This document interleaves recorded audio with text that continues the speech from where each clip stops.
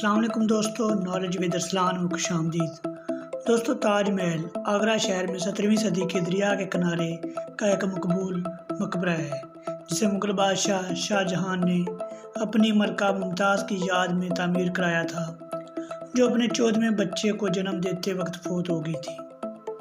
حیرت انگیز یادگار جو اینٹوں، سرخ ریت کے پتھر اور سفید سنگ مرمر سے تعمیر کی گئی ہے، یہ اپنی پیچیدہ جالیوں کے کام کے لیے مشہور ہے اور انڈیا کے سب سے بڑے سیاحتی مقامات میں سے ایک ہے، لیکن تسلیم شدہ تاریخ بی جے پی رہنما کے لیے قابل قبول نہیں۔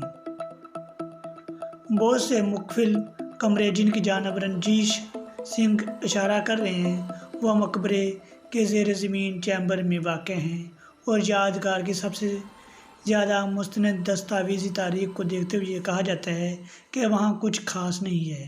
رنجیت سنگھ نے عدالت سے استدعا کی، ہم سب کو معلوم ہونا چاہیے کہ ان کمروں کے پیچھے کیا ہے۔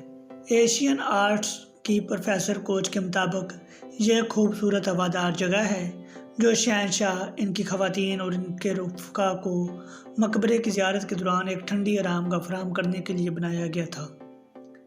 اب اس میں قدرتی روشنی نہیں، ایسی زیر زمین گیلریاں مغل فن تعمیر میں جا بجا ملتی ہیں۔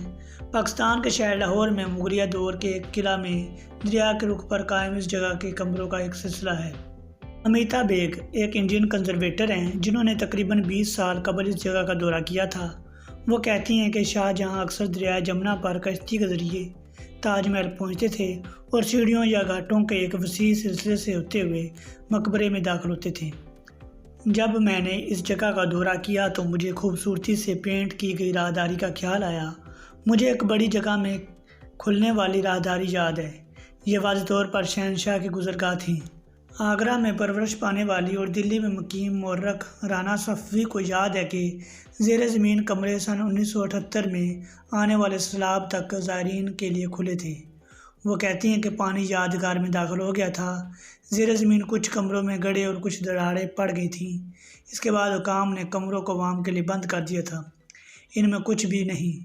بحالی کا کام کرنے کے لیے وقتاً فوقتاً کمرے کھولے جاتے ہیں۔ تاج محل کے بارے میں کئی افسانے گھڑے جاتے ہیں۔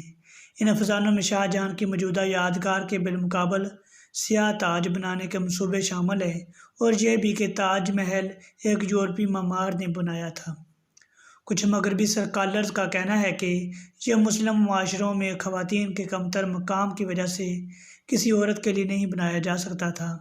ایسے کہنے والوں اسکالروں نے اسلامی دنیا میں خواتین کے لیے بنائی جانے والی دیگر مقبروں کو نظر انداز کر دیا ہے۔ یادگار پر جوش گائیڈ سیاحوں کو یہ کہانیاں سناتے ہیں کہ کس طرح شاہ جہاں نے عمارت مکمل ہونے کے بعد معمار اور مزدوروں کو قتل کیا۔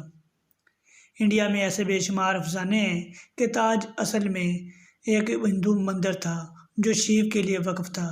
سن 1761 میں ایک ہندو بادشاہ سورج مل کے آگرہ فتح کرنے کے بعد ایک درباری پجاری نے تاج کو مندر میں تبدیل کرنے کا مشورہ دیا۔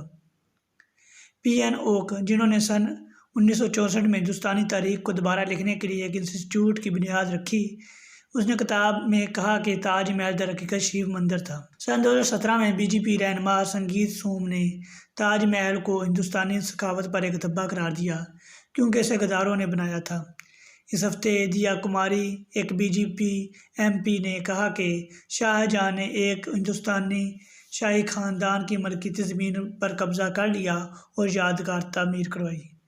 رانا صفوی کہتی ہیں کہ ان نظریات نے گزشتہ ایک دہائی یا اس سے زیادہ عرصے میں دائیں بازو کے ایک طبقے کے درمیان نئی مقبولیت حاصل کی ہے۔